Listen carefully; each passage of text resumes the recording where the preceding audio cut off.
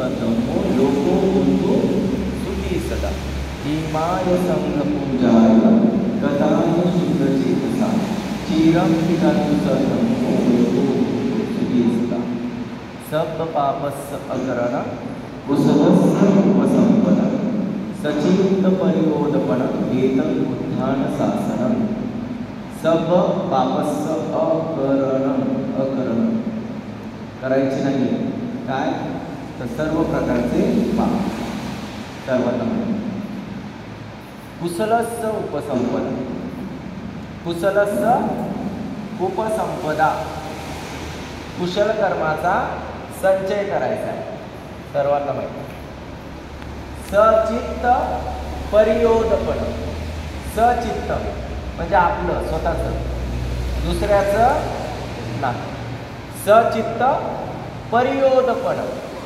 एतं बुद्धान शासन म्हणजे हीच बुद्धांची शिक्षा आहे हीच बुद्धांची त्या ठिकाणी विद्या आहे हीच बुद्धांचं ज्ञान आहे आणि हाच बुद्धांचा अनुभव तर सर्व पापातून वाचण्यासाठी सर्व प्रकारच्या कुशलाचा संचय करण्यासाठी आणि स्वतःचं चित्त शुद्ध करण्यासाठी जे निर्माण होतं त्याला विहार म्हणतात त्याला काय म्हणतात विहार विहाराचा उद्देश कळला की सब पापस्य अकरणम पाप नाही करायचंय मग काय करायचंय तर श्रद्धा वीर्य सती समाधी आणि प्रज्ञा या 5 इंद्रियांना प्रत्येक माणसाची 5 इंद्रिय असतात जसं शरीराला डोळे कान नाक त्वचा आणि एक 6वं काय मन सलायतन भगवान बुद्ध त्याला षडायतन आपण षडायतन सलायतन 6 इंद्रिय तथागतांनी म्हटलेले आणि ही इंद्रिय या रूपाची आहे नामरूप परंतु धम्मामध्ये किती इंद्रिय सांगितलेत 5 तर सब पापस्य अकरणम म्हणजे हे अकुशल न करणे कुशलाचा संचय करणे तर कुशल म्हणजे काय तर श्रद्धा वाढवणे पहिलं काय श्रद्धा ही श्रद्धा नेमकी काय कशाला श्रद्धा म्हणायचं 56च्या आधी वेगळी श्रद्धा होती बरोबर 1956च्या आधी 14 ऑक्टोबर 1956 अशोका विजयादशमी याच्या आधी काय होती वेगळी श्रद्धा होती मुळात श्रद्धेला स्थानच नव्हतं मुळात श्रद्धेला स्थानच नव्हतं कारण प्रवेशच नव्हता कारण काय प्रवेशच नव्हता तरी श्रद्धा होती तरी ती ओढ होती परंतु 1956 नंतर त्या महामानव बोधिसत्व डॉक्टर बाबासाहेब आंबेडकरांनी काय केलं श्रद्धास्थान दिलं काय दिलं श्रद्धास्थान दिलं तर श्रद्धा म्हणजे काय श्रद्धेन तरती ओघम श्रद्धेन तरती ओघम म्हणजे हा जो ओघ आहे हा जो पूर आहे कशाचा पूर आहे तृष्णेचा रागाचा द्वेषाचा मोहाचा हा जो पूर आहे तो पूर पार कर कशाने पार होऊ शकतो श्रद्धेने श्रद्धेनं तरती ओघम म्हणजे एवढी महत्वाची श्रद्धा आहे किती महत्वाची श्रद्धा आहे एक उदाहरणाने समजता येतं एक श्रेष्ठी म्हणजे संपन्न व्यक्ती प्रचंड संपन्न व्यक्ती आणि या प्रचंड संपन्न व्यक्तीने त्या ठिकाणी आपल्या मित्राच्या घरी गेल्यानंतर बुद्धांचं नाव ऐकलं त्याने ऐकलं अरे बुद्ध उत्पन्न झाले सुखो बुद्धानुत्पादो बाबासाहेब म्हणतात ना बाबासाहेब बुद्ध आणि धम्मामध्ये पहिल्याच पानावर पहिल्याच पेजवर काय सुखो बुद्धानुत्पाद, बुद्धांचं जन्म होणं सुखकर आहे, पुढचं नाही सांगत. तर त्याने ऐकलं अरे बुद्धांचं जन्म होणं तर सुखकर आहे आणि त्याहूनही दुर्लभ आहे. त्याने काय ऐकलं दुर्लभ आहे म्हणजे अत्यंत कठीण आहे. आणि हे बुद्ध उत्पन्न झाले. हे ऐकल्याबरोबर त्याच्या मनामध्ये प्रीती उत्पन्न झाली. त्या बुद्धांना भेटण्याची ओढ निर्माण झाली आणि तो त्या बुद्धांना भेटला. बुद्धांचा आणि त्यांच्या भेटीचा प्रसंग आला आणि आल्यानंतर संपन्न आहे ना,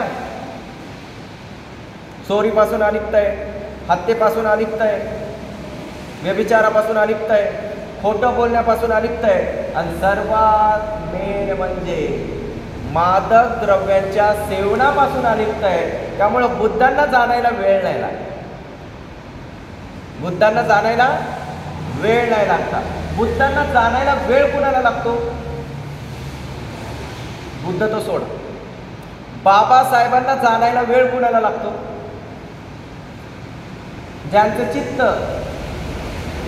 आज काय कापू, उद्या काय कापू, आज काय करायचं, उद्या काय करायचं, आज कुठं काय आहे, इकडं ज्यांचं चित्त सतत त्याच विचारांमध्ये गुंततं, ज्यांचं चित्त चोरीमध्ये, व्यभिचारामध्ये, खोटं बोलण्यामध्ये, मादक द्रव्यांच्या सेवनामध्ये डुबतं, त्यांना बाबासाहेब कधीच कळू शकत नाही. तुम्ही म्हणाला असे कसे? अहो ते वरवरचे बाबासाहेब कळणार, अंतरंगातले कुठं? वरवरचे कळणार. ज्ञानाचा महासागर, विद्वान, विश्वरत्न, विश्वभूषण, जय हो. परंतु अंतरंगातले आतले बाबासाहेब काय कळणार आहे? आतली बाबासाहेबांची एनर्जी, आतलं बाबासाहेबांचं चित्त कसं म्हणतो आपण? सकल विजन विदुर ज्ञानम देवरूपम सुजीव विमल चक्षु गंभीर घोष, गंभीर घोष आहे, गंभीर घोषण घोर वर्णन सुखाय अभय चित्त. काय म्हणतो? साधारण चित्त नाही. कोणतं चित्त आहे? अभय चित्त निभय काम. काय? निर्भय, निर्भयपणे. जो अभय तोच निर्भय असतो. सुरत धम्मं सुमेप विरत रजं सुजन नेतं भीमराव सरामी. हे बाबासाहेब कधी कळतील? जेव्हा आपण अशा पद्धतीने पहिल्या स्टेपमध्ये जाऊ, म्हणजे शील पालन करू. आणि ज्यांना बाबासाहेब कळले त्यांनाच बुद्ध कळू शकतात. ज्यांना बाबासाहेब कळले नाही त्यांना बुद्ध कळू शकत नाही. का मी असं म्हणतोय? कारण बाबासाहेबांनी अनुभव घेतला, बाबासाहेबांनी पाहिलं आणि मग त्याच्यानंतर काय म्हणतात ते? बुद्धं शरणं गच्छामि, धम्मं शरणं गच्छामि, संघं शरणं गच्छामि. 14 ऑक्टोबर 1956ला जेव्हा त्यांनी दीक्षा घेतली, दीक्षा घ्यायच्या आधी बाबासाहेब वेगवेगळ्या संतांशी, वेगवेगळ्या धर्मगुरूंशी असे जवळजवळ बसून त्या ठिकाणी चर्चा करायची. अनेक बौद्ध भिक्षू, अनेक चित्रांमधून आपल्याला फोटोमधून दिसेल की बाबासाहेबांची डिस्कस करतात आहे. दोघं एका समान आसनावर त्या ठिकाणी बसून डिस्कस करतात आहे धर्माबद्दल. पण 14 ऑक्टोबर 1956ला जेव्हा बाबासाहेबांनी दीक्षा घेतली तेव्हा बाबासाहेबांचा एकही फोटो नाही की ते त्या ठिकाणी चंद्रमणी बंतेंच्या त्या ठिकाणी मागे जाऊन उभं राहिलेले. हा दिलेला आहे संघाला सन्मान, जसा आज आपण बरोबर ना? तर बाबासाहेब हे आपल्याला समजून घ्यावं लागते. ते शीलाच्या माध्यमातून शील समजायचं असेल तर श्रद्धा उत्पन्न झाली. आणि श्रद्धा म्हणजे काय? श्रद्धेनं तरती ओघ. तर 5 शीलाचं व्यवस्थित पालन करणारा, त्यातलं शेवटचं शील अत्यंत व्यवस्थितपणे पालन करणारा तो श्रेष्ठी म्हणजे कोण? दुसरा तिसरा नाही तर अनाथ पिंड. भगवंताच्या संपर्कात आला, भगवंतांशी संवाद साधला, संवाद साधून त्या ठिकाणी स्वतःचं कल्याण करून घेतलं, पक्का विश्वास झाला अरे हाच सद्धम्म आहे, हेच संबुद्ध आहेत, यांच्याकडेच ती विद्या आहे आणि मी ती विद्या आचरणात आणणारच.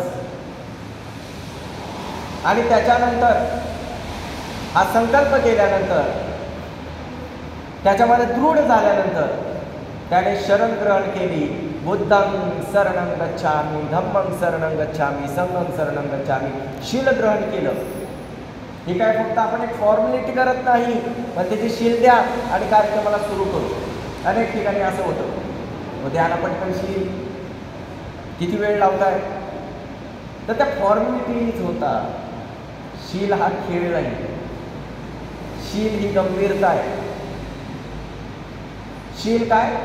शीलेन सुगतीयंती, शीलेन भोग संपदा, शीलेन विभूतीयंती, तस्मात शील विसुद्धे. एवढा शीलाचा महिमा आहे. शीलाशिवाय एकही पाऊल माणसाला पुढे जात नाही. आणि शील जोपर्यंत श्रद्धा माणसात श्रद्धा नाही तोपर्यंत माणूस आचरण करत. बाबासाहेबांमध्ये प्रचंड श्रद्धा आहे, महाश्रद्धा आहे. म्हणून बाबासाहेबांनी स्वतः 22 प्रतिज्ञा पालन त्या ठिकाणी केलेलं आहे आणि मग आपल्याला दिलेले आहे की हे म्हणा आणि याप्रमाणे आचरण करा. कारण श्रद्धेशिवाय सक्सेस नाही, श्रद्धेशिवाय संपन्न होऊ शकत नाही. त्यामुळे श्रद्धा म्हणजे काय? जे आपण अत्यंत आदराने त्यांचं स्वागत केलं, त्यांना उंच आसनावर बसवलं, त्यांच्या हातून कार्यक्रम करून घेतला. अत्यंत सुंदर अशा विहारामध्ये, इतक्या सुंदर वास्तूमध्ये आज आपण बसलेलो आहोत. त्याच्यातून शील ग्रहण केली आणि शील ग्रहण केल्यानंतर त्यांनी आपल्याला पंचशील दिलं. पंचशील दिल्यानंतर आपण त्रिरत्नांप्रती श्रद्धायुक्त झालो. तर सद्देन तरती ओघ हा अनुभव अनाथ पिंडकांना आला. त्यांनी पाहिलं की बुद्धांची जी बोधी आहे ती स्वतःच्या 3.5 हाताच्या काळेमध्ये त्यांनी अनुभवली. तथागतांनी त्याला दान कथा सांगितली. अनाथांना नेहमी दान देतोय, अनाथांना नेहमी पिंड देतोय. म्हणून जो अनाथ पिंडक आहे त्या अनाथ पिंडकाला तथागतांनी खरं दान काय, त्या ठिकाणी शील काय आहे, समाधी काय आहे, प्रज्ञा काय आहे आणि विमुक्ती काय आहे असं त्या ठिकाणी सांगितलं. त्याचं चित्त रुजू झालं, प्रसन्न झालं आणि त्याने धम्म त्या ठिकाणी धारण केला. धम्मामध्ये प्रतिष्ठित झाला आणि लगेच त्याचे हात जोडले गेले. तथागत माझ्यासारखे असंख्य लोक माझ्या नगरात आहेत. काय? माझ्यासारखे असंख्य लोक माझ्या नगरात आहेत. तुम्ही येऊन त्यांना धम्म सांगा, धम्म शिकवा आणि धम्म शिकवून त्यांचं कल्याण करा. तेव्हा तथागत म्हणले की बुद्धांना एकांत प्रिय असतो. तो म्हणतो समजलो भगवान, समजलो. एकांत म्हणजे काय? एकट्यालाच राहणं नाही, म्हणजे एकांत स्थान प्रिय असतं. एकांत स्थान म्हणजे नगराच्या जवळ, नगरापासून अति दूर. नगराच्या जवळ असलं की सारखी लोक येतील, मग भिक्षूची साधना होणार नाही. भिक्षू नुसते गाठीभेटीमध्येच बिझी होऊन जातात. आणि नगराच्या दूर म्हणजे लोक तिथं धम्म ऐकायला जाऊ शकणार नाही आणि लोकांना त्या ठिकाणी बुद्धांचं दर्शन होणार नाही. दर्शन म्हणजे काय? तर संवाद होणार नाही. लोक धम्मापासून वंचित राहतील. म्हणून ना अति दूर ना अति जवळ. आणि तशी व्यवस्था त्याने केली. पण कधी केली? जेव्हा त्याने बुद्धांना पाहिलं, त्यांच्याशी संवाद झाला, तेव्हा त्याच्या चित्तामध्ये श्रद्धा उत्पन्न झाली, तेव्हा ही गोष्ट घडली का नाही? तर सद्देन तरती ओघ म्हणजे जेव्हा सब्ब पापस करणं, अकुशल कर्म नाही करायचे, मग करायचे काय? तर श्रद्धा निर्माण करायची. काय करायची आहे? श्रद्धा निर्माण करायची आहे, श्रद्धा वाढवायची आहे. नंतर काय? वीर्य. वीर्य म्हणजे त्याच्यासाठी पराक्रम करायचा. काय करायचं आहे? सतत सतत सतत त्याची भावना करायची आहे, पराक्रम करायचा आहे. त्याच्यानंतर काय करायचं आहे? सती, त्याचं स्मरण करायचं आहे. त्या गोष्टीचं स्मरण करून त्या ठिकाणी समाधी म्हणजे चित्त आपलं एकाग्र झालं पाहिजे आणि मग प्रज्ञा वाढवायची आहे. तर हे 5 इंद्रियांना वाढवणं, आपल्यामध्ये 5 इंद्रियांना वाढवणं आणि ते बलयुक्त त्या ठिकाणी मजबूत करणं, याला म्हणतात सप पापस अकरणं. आणि अशा पद्धतीने जेव्हा आपलं आचरण होईल, आपल्या बौद्धांचं आचरण होईल आपल्यामध्ये, म्हणजे जे एक ताट झाड असतं, तो वादळ वारा आला तर काय होतं? उन्मळून टाकतं वारं. पण लवाळ जे झुकतात ते त्या ठिकाणी झुकायचं ते पण कुठं?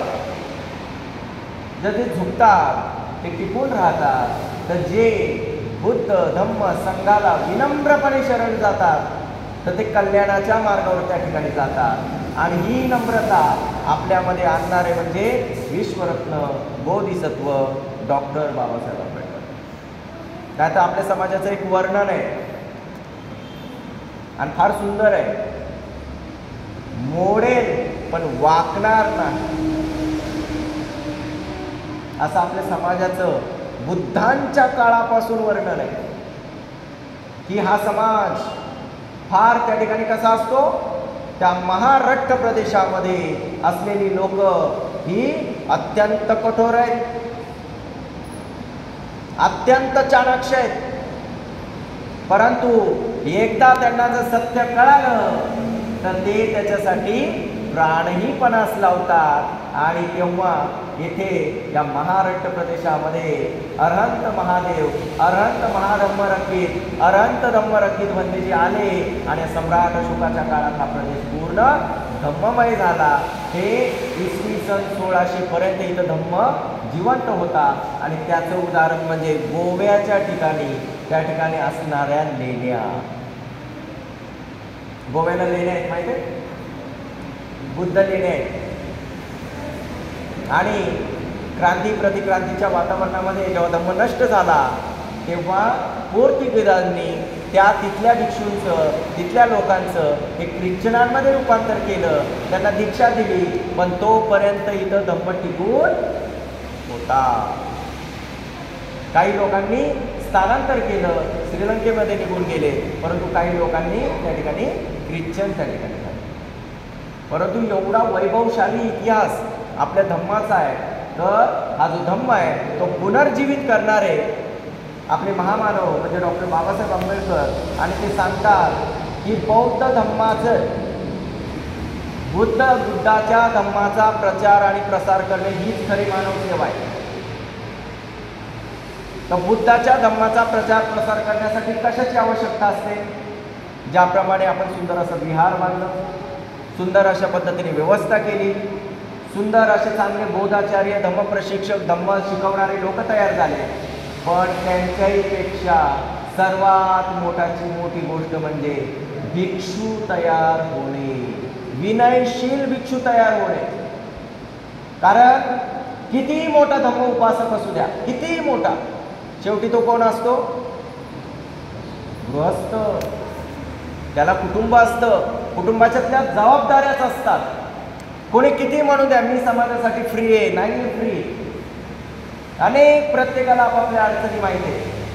त्याच्यानंतर किती बोधाचार्य मोठे असले तरी ते सगळीकडे वेळ देऊ शकत, कारण ते बांधलेले असतात, ते गृहस्थ असतात. त्याच्यानंतर किती मोठे धम्मचारी असले तरी ते काय, त्यांना गृह जीवन आहे स्वतःचं, ते त्यातून वेळ काढून त्याग करत असतात, त्यातून वेळ काढून लोकांना शिकवत असतात. परंतु आपण म्हणतो नाही, हे रोज आम्हाला तेच सांगतं आणि आपण ऐकत नाही. परंतु तेवढ्या कठीण जीवनातून, कठीण संघर्षातून ते अभ्यास करून बुद्धवाणी बाबासाहेबांचं त्या ठिकाणी जो संदेश आहे तो आपल्यापर्यंत पोहोचवण्याचा प्रयत्न करत असतो. परंतु आपण तेवढ्यापुरतं ऐकतो आणि त्या ठिकाणी निघून जातो. परंतु एक भिक्षू म्हणजे भगवान बुद्धांच्या बुद्ध धम्म संघाचं एक प्रतिनिधित्व असतं की त्याने संपूर्ण त्याग त्या ठिकाणी केलेला असतो. काय केलेलं असतं एका भिक्षूने? संपूर्ण त्याग केलेला असतो, गृहत्याग केलेला असतो. काही दिवस तो श्रामणेर म्हणून प्रशिक्षण घेतो आणि पुढे जाऊन ते उपसंपन्न होतात आणि संघाचे कायमचे सदस्य होतात. आणि फक्त बुद्धांच्या आदेशाप्रमाणे जरत भिक्खवे चारिकं बहुजन हिताय बहुजन सुखाय या आदेशाप्रमाणे भ्रमण करत राहतात. आणि मग 3 महिन्याचा, वर्षातून 3 महिन्याचा कालावधी येतो तेव्हा मग ते एका ठिकाणी अधिष्ठान करतात की मी या ठिकाणी वर्षावास करेल, त्या ठिकाणी वर्षावास करेल. तर त्याला काय म्हणतात? अयं वस्सानो कालो. हा वर्षावासाचा समय आहे, ही वर्षवासाची वेळ आहे. तर कशाला म्हणतात वर्षवास?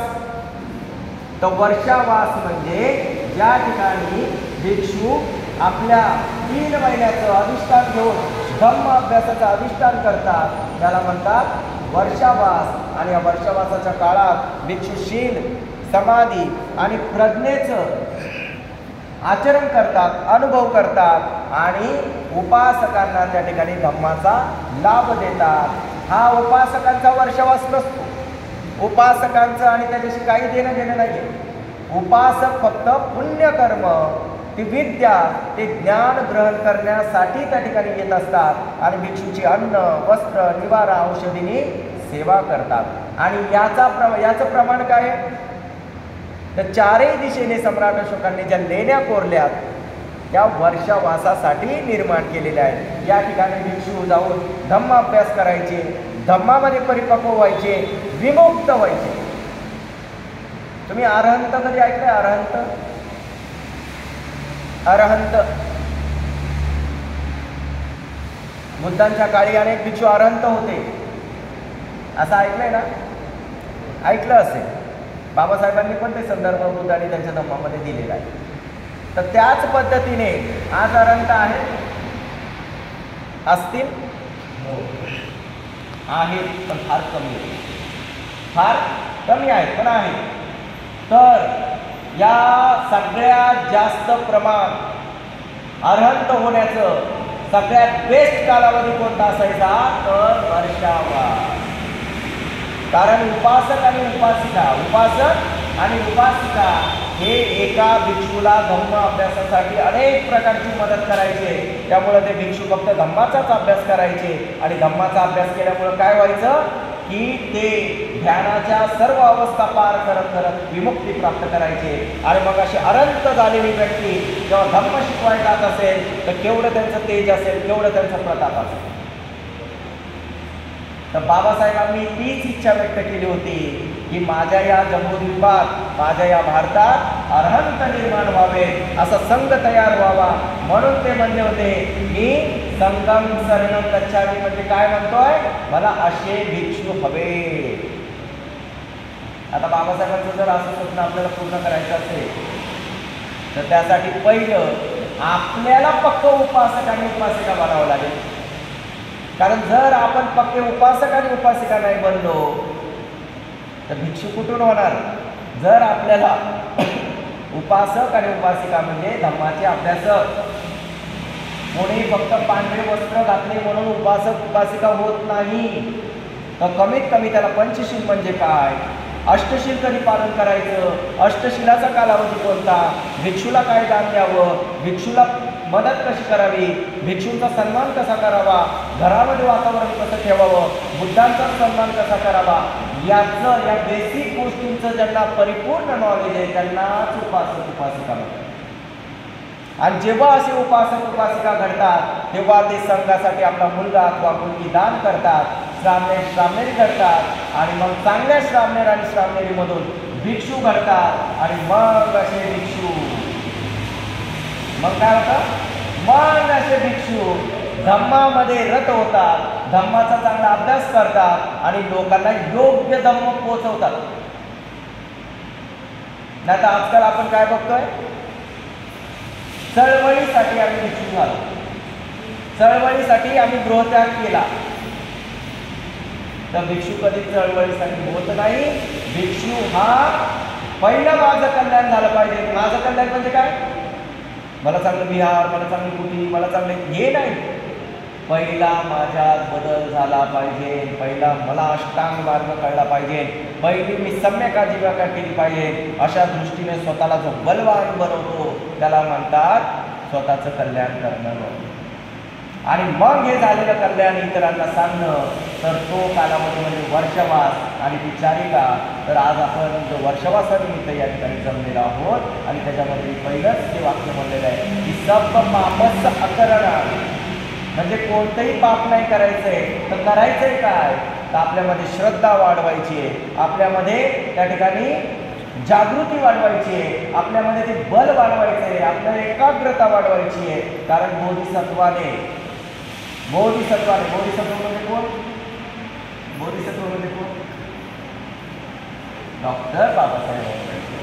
तर बोधिसत्वाने हे जे महान काम केलेलं आहे ते शीलामध्ये प्रतिष्ठित राहून, त्यामुळे एक उपासक उपासिका, एक बोधाचार्य म्हणून, धम्मचारी म्हणून सगळ्यात मोठी आपली जबाबदारी आहे की धम्माचं चांगल्या पद्धतीने आचरण करणे. कारण आपण आदर्श उपासक उपासिका झालो तर लोक म्हणतील अरे विहारात जाता त्यांच्यात बदल झालेला आहे. त्यात आपले दोन्ही डगरीवर हात असतील आणि आपल्यामध्ये विनम्रताच नसेल तर लोक धम्माकडे येणार नाही. कारण निसर्गाचा नियम आहे, ज्याच्यामध्ये धम्म येतो, ज्याच्यामध्ये शील येतं तो असा होतो. असा होतो म्हणजे कुठेही नाही होत.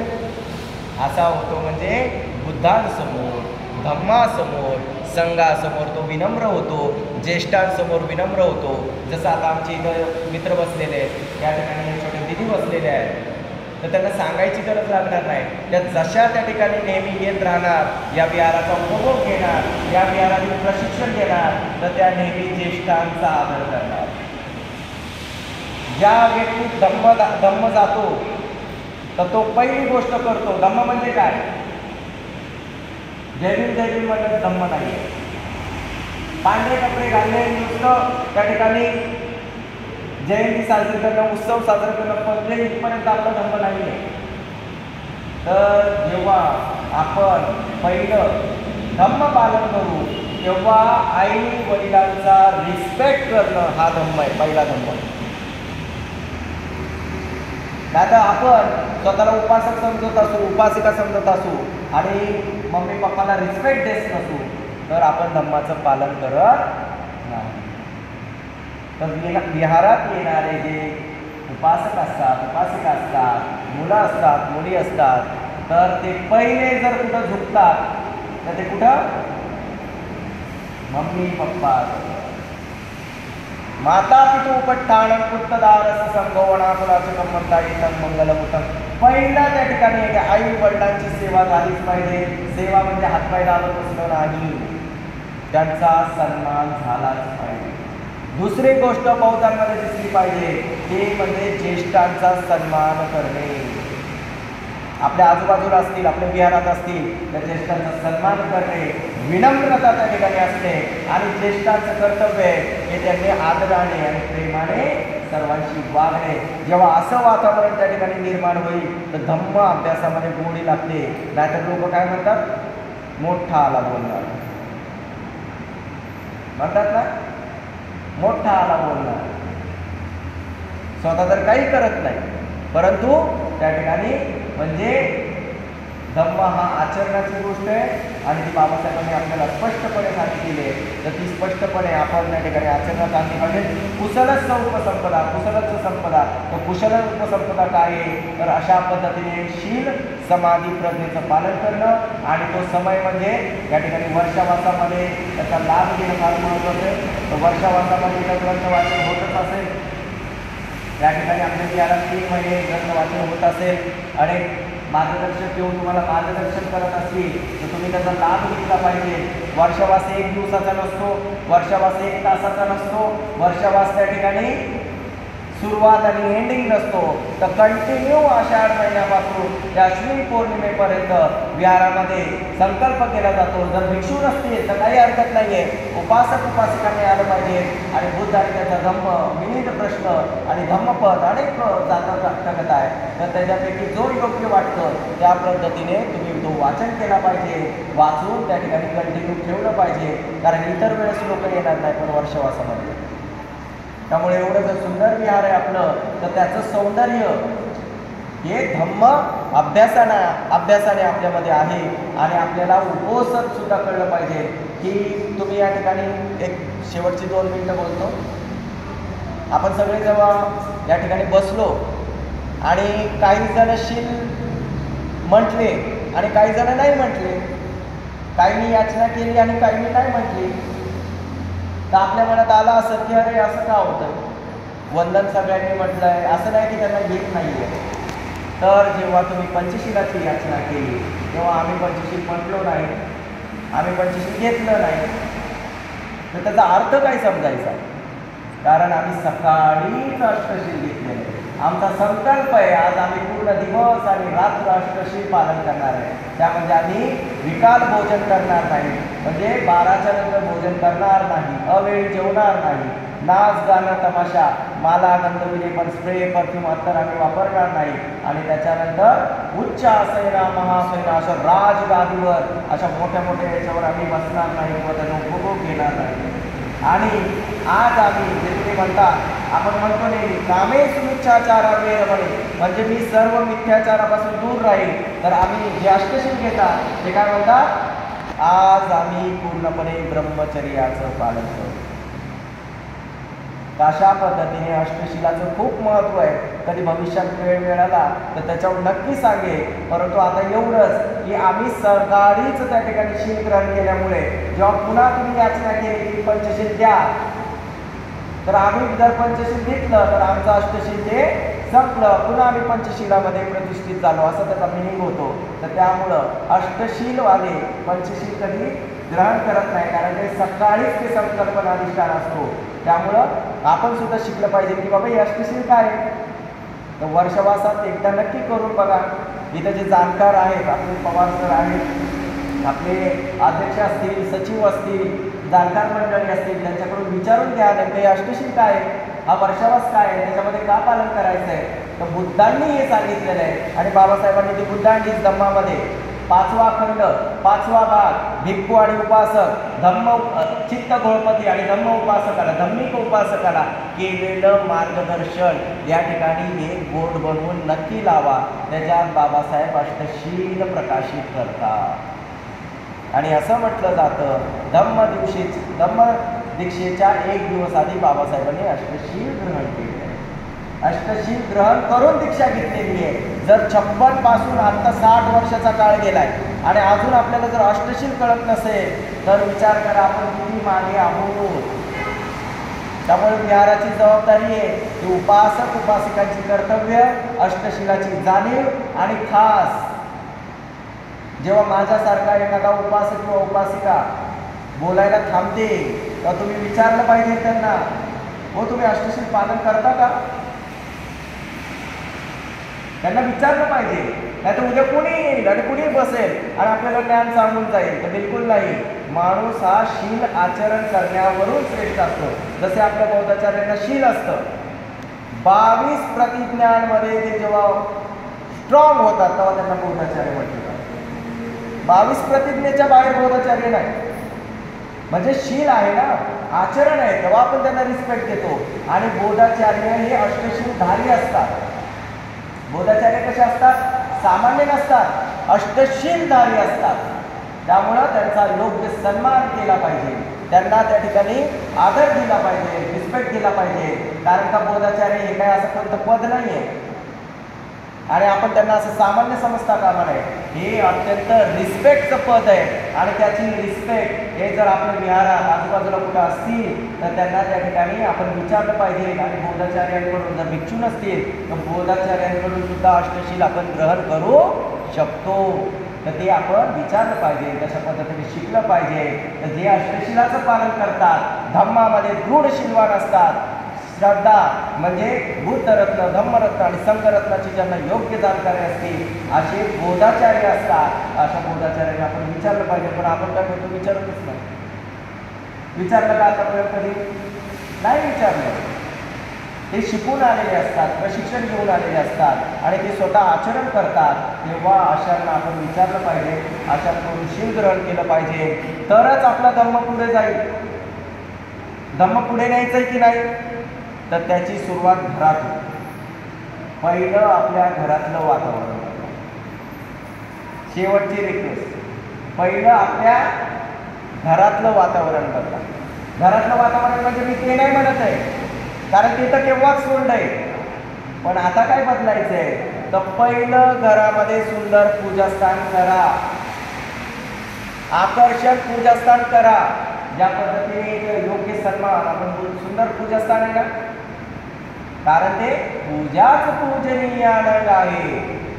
असेवनाच बालानं पंडितानांचं सेवना, पूजाच पूजनीयानं, म्हणून त्यांची पूजा आपण करतो. नाहीतर आपण फक्त काय ऐकतोय, बुद्ध हे ऐतिहासिक महापुरुष आहेत, त्यांनी गृहत्याग केला आणि त्यांनी धम्म शिकवला, धम्म शोधून काढला, धम्म शिकवला आणि लोकांचं कल्याण केलं. बुद्ध ऐतिहासिकच आहे, पण त्याच्या आधी जग बुद्धाला एवढा सन्मान का देतं एवढं तर बघा. कारण बुद्धांचा संकल्प आणि अधिष्ठान मोठं आहे आणि त्याच्यामध्ये त्यांच्या 10 पारमी, 10 उपपारमी, 10 परमार्थ पारमी, तेव्हा व्यक्ती एवढ्या श्रेष्ठ अवस्थेला जातो. म्हणून तिला बघताय ना, बुद्धांच्या शेजारी कुणीच नाही. फक्त आपल्याच भारतात विहारांमध्ये बाबासाहेबांचा फोटो आहे. जग ते मानत नव्हतं. जगाने जेव्हा बाबासाहेबांचा अभ्यास केला तेव्हा त्यांनी म्हणजे काही बोलत नाहीत, परमिशन दिली. का तर अरे, कारण बाबासाहेब हे श्रेष्ठ जगात ज्ञानामुळे आहेत का? बाबासाहेब जगात श्रेष्ठ काय? क्लासचा प्रश्न. बाबासाहेब हे जगामध्ये श्रेष्ठ काय? बोधिसत्व. बाबासाहेबांसारखे कुणीच नाही झाले, कुणीच नाही झाले. बाबासाहेबांपेक्षा असे विद्वान, हुशार, ज्ञानी लोक नव्हते. होते का नव्हते त्यांच्या काळात? होते ना. महात्मा फुले होते का नाही? मग बाबासाहेबच महान काय? बरं, महात्मा फुले जाऊ द्या, ती वेगळी गोष्ट आहे. बाबासाहेब जेव्हा होते तेव्हा जगात महान व्यक्ती नव्हते. मार्टिन लुथर किंग, नेल्सन मंडेला, अब्राहम लिंकन, अशी एकापेक्षा एक नाव आहे. जो ऑक्सफर्ड युनिव्हर्सिटीचा कुलगुरू असो तो काही साधारण आहे? साधारण असेल? कोलंबियाचा. मग बाबासाहेबच श्रेष्ठ काय? का जग एवढं त्यांना श्रेष्ठत्व देतं?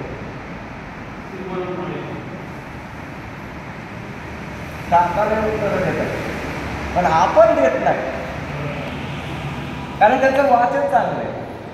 तर बाबासाहेब हे ना त्यांच्या ज्ञानामुळं ना त्यांच्या त्या ठिकाणी विद्वत्तेमुळं जगात सर्वश्रेष्ठ आहे. बाबासाहेब सर्वश्रेष्ठ आहे त्यांच्या शीलामुळं. विद्वत्ता तर कोणीच त्यांना शहज देऊ शकत नाही बाबासाहेबांना. त्यांच्या ज्ञानाला, त्यांच्या विद्वत्तेला, त्यांच्या बुद्धीला, त्यांच्या प्रज्ञेला. परंतु त्याच्याही पेक्षा श्रेष्ठ गोष्ट आहे त्यांच्याकडे, ती म्हणजे शील, आचरण. आणि त्यामुळे बाबासाहेबांना कुणीच हलवू शकत नाही. जगामध्ये अनेक ज्ञानी, विद्वान, पंडित व्यक्ती आहेत.